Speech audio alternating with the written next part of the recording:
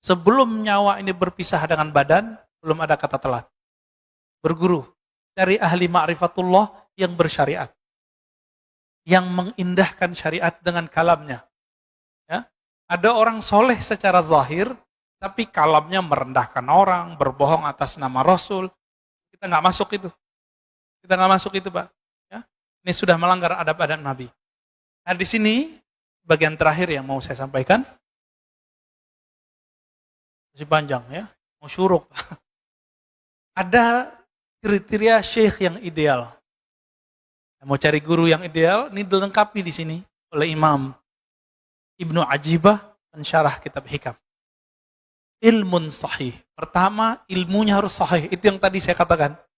Ilmu yang sahih itu, ma'rifatnya tidak membuat dia membatalkan syariat. Ya. Sekarang kebalikan, antum punya guru kebalikannya. Dia syariatnya bagus, tapi dia membatalkan ilmu hakikat. Banyak hari ini? Banyak. Mulai dari yang mengingkari ilmu tasawuf, ilmu ma'rifat, yang memusuhi mereka, yang menzindik-zindikan mereka, itu banyak. Sampai yang berbohong atas nama mereka, banyak. Itu sama semua tuh. Gimana Pak? Jangan-jangan kita berguru sama mereka nih. Ya? Ini syariatnya oke, jadi ilmu syariatnya bagus, tapi ilmu hakikat dia batalkan. Ciri-cirinya sederhana, dia ngomong, gak ada tuh ilmu hakikat, gak ada tuh tarekat, gak ada tuh. Tasawuf zindik. Ini kalau udah ngomong begini, ya salam. Ya. Jadi berarti ilmunya belum sahih. Sebaliknya, ma'rifatnya tinggi, tapi dia mengingkari syariat. Batal. Wa dzauqun sharih. Zauq yang sharih. Apa arti zauq? Perbedaan antara ahli qalbu dengan ahli fikih satu aja Pak. Ahli kalam, ahli akidah. Ahli akidah, ahli tauhid, itu sering bercerita tentang Allah beristawanya gimana, turunnya gimana, sifatnya berapa, sifatnya begini, sifatnya begitu, takwil boleh atau tidak, pembagian tauhid, namanya orang ahli tauhid. Ahli di teori. Tapi orang ini kebanyakan tidak merasakan kehadiran zat yang dia ceritakan. Dicek aja sholatnya Pak. Ini bisa ngomong Pak. Sajanah ini bisa ngomong, tempat ini bisa ngomong. Apa kata Imam Yahya bin Mu'adz Ar-Razi, Imam Salafus Saleh? Ahli kolbu itu bisa mencium harum semerbaknya kolbu para wali. Jika dia setelah menciumnya, dia akan mengejarnya. Bekas-bekasnya terlihat. Sajadah ini bisa ngomong, siapa aja yang sholat di sini dia bisa ngomong. Kalau kolbu kita harum, kalau kolbu kita ada nur di situ. Dia bisa cek siapa aja yang sholat di situ. Kenapa? Tempat-tempat di bumi dia bermunajat kepada Allah. Ya Allah tolong, buatlah atau takdirkanlah orang yang menginjakku pagi ini, orang yang berzikir kepadamu. Jadi jangan sembarangan Pak. Ini namanya apa nih Pak? Lantai ini. Batu apa namanya? Marmer. Batu marmer itu sebanyak ini batu marmer di dunia. Ada yang jadi istana, ada yang di rumah, ada yang jadi masjid. Itu enggak sembarangan Allah pilih. Itu si batu dulu pernah berdoa tuh. Karena batu itu ada spiritnya. Makanya Nabi ketika bersandar ke satu tiang, tiangnya menangis saat Nabi pindah ke mimbar. Kenapa? Di dalam tiang itu ada spirit yang Allah tiupkan juga di situ. Lalu Nabi ngomong, kamu pilih di surga. Kalau dia di surga, maka dia dikeluarkan spiritnya dari si kayu, dia dikembalikan ke spirit aslinya. Atau engkau tetap menjadi sandaran ke dunia. Baru diam Pak. Jadi Nabi itu berbicara ke tiang dan itu terdengar oleh sahabat-sahabat. Nangisnya tiang itu. Zauqun sarih, zauq yang sarih, zauq yang jelas. Perbedaannya cuma satu. Ahli kolbu merasakan Allah, sedangkan ahli akidah menteorikan Allah. Nah, di bab teori ini banyaklah orang salah menyalahkan. Ya.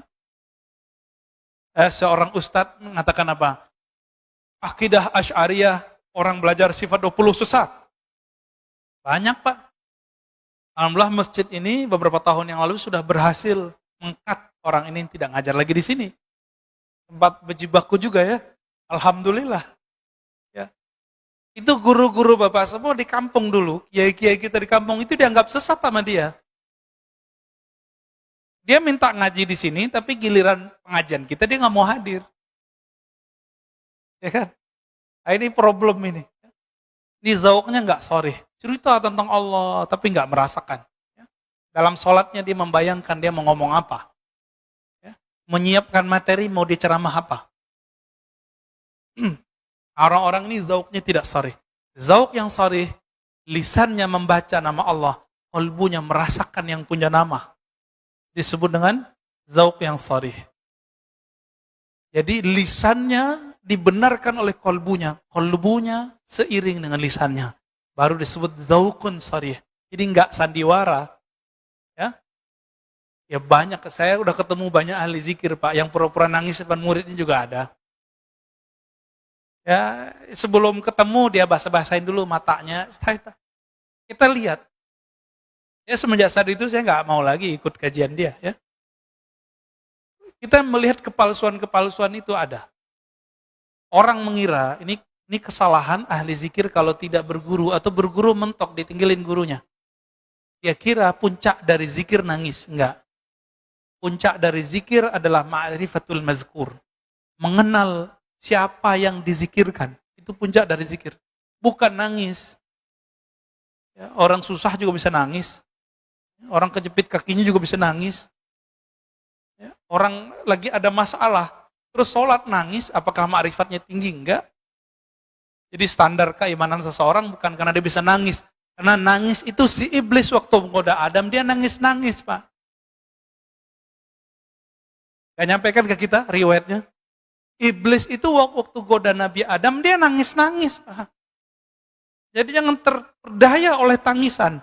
Wala yaghurrannakum billahil gharur. Orang bawa-bawa nama Allah, bawa-bawa nama Rasul untuk menyentuh kalbu.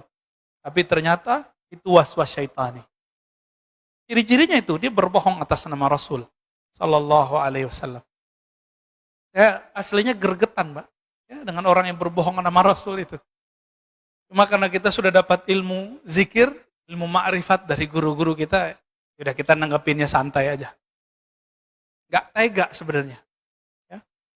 Kalau ahli hadis yang asli, Kiai Ali Mustafa dulu, guru saya, itu ngisi di Selas TV nasional. Ada seorang ustadz membacakan hadis itu dhaif jiddan, sangat lemah. Tapi populer. Ramadan awalnya rahmat, pertengahannya maghfirah, akhirnya itqu minan nar. Dibacakan oleh si ustadz ini, dia nggak sowan dulu sama kiai. Udah jelas ada kiai minta izin kayak nanya dulu, Pak Kiai ini saya mau bacain hadis ini Bu. Sahih apa enggak? Main baca-baca hadis aja.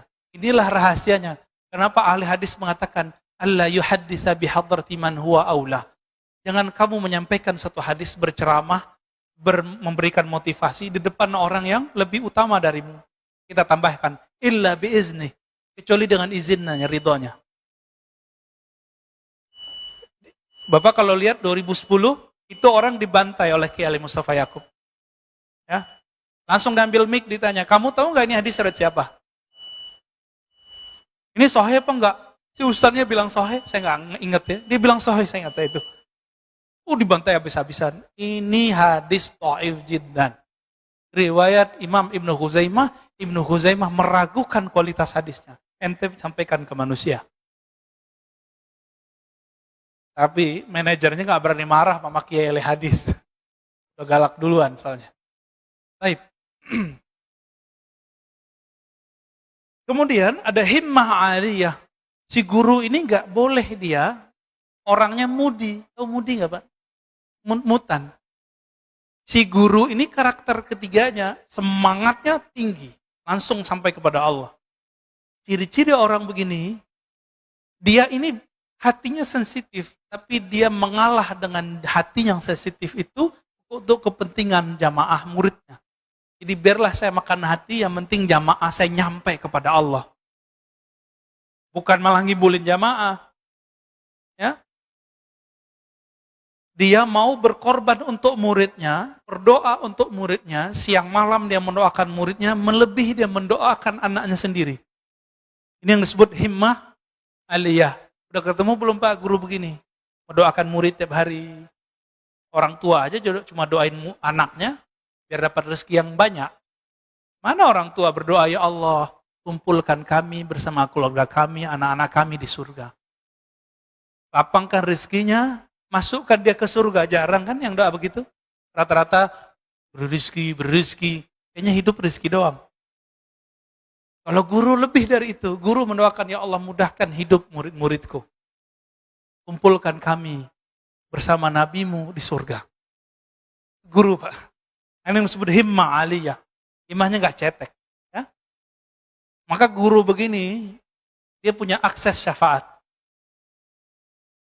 Walaupun dia tidak bisa memberi syafaat secara mutlak, dia harus dapat izin dulu dari Nabi Muhammad SAW. Ya. Wahalatun mardiyah. Nah, kondisi orang ini, kondisi itu ada dua. Kondisi rohani, kondisi fisik. Kondisi di sini adalah kondisi rohani. Kalbunya hanya berisikan nama Allah, ma'rifatullah, bukan dunia. Ini yang disebut hal. Hal artinya perubahan-perubahan. Keadaan dia kalau berubah dari Allah, Rasul, Allah, Rasul, Allah, Rasul, udah gitu aja. Cintanya cinta Allah, cintanya cinta Rasul. Ya. Kalau sudah ketemu orang begini, Bapak ambil ilmu dari dia. Karena apa? Karena dialah yang disebut al-mursyid al-kamil. Mursyid yang ideal. Yang pertama apa tadi? Ilmunya sahih. Syariat, tarekat, hakikat, ma'rifat. Tidak boleh bertentangan. Yang kedua, apa yang kedua? Zaukun sarih. Dia lahir batinnya sama. Jadi lisannya dibenarkan kolbunya, kolbunya dibenarkan lisannya. Yang ketiga, himmah aliyah. Semangatnya tinggi, tidak gampang futur. Yang gampang futur siapa? Futur ini don, mudi. Itu jamaah murid. Tapi kalau guru nggak boleh futur. Ya, nggak boleh ya, tersinggung dikit, kemudian nggak mau ngajar lagi, nggak. Ya.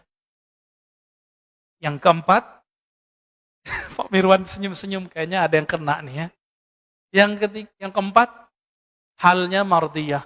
Jadi dia kalau berubah, perubahannya selalu mengarah kepada ridho Allah Subhanahu wa Ta'ala. Semoga kita bertemu dengan mereka, semoga kita menjadi murid-murid mereka.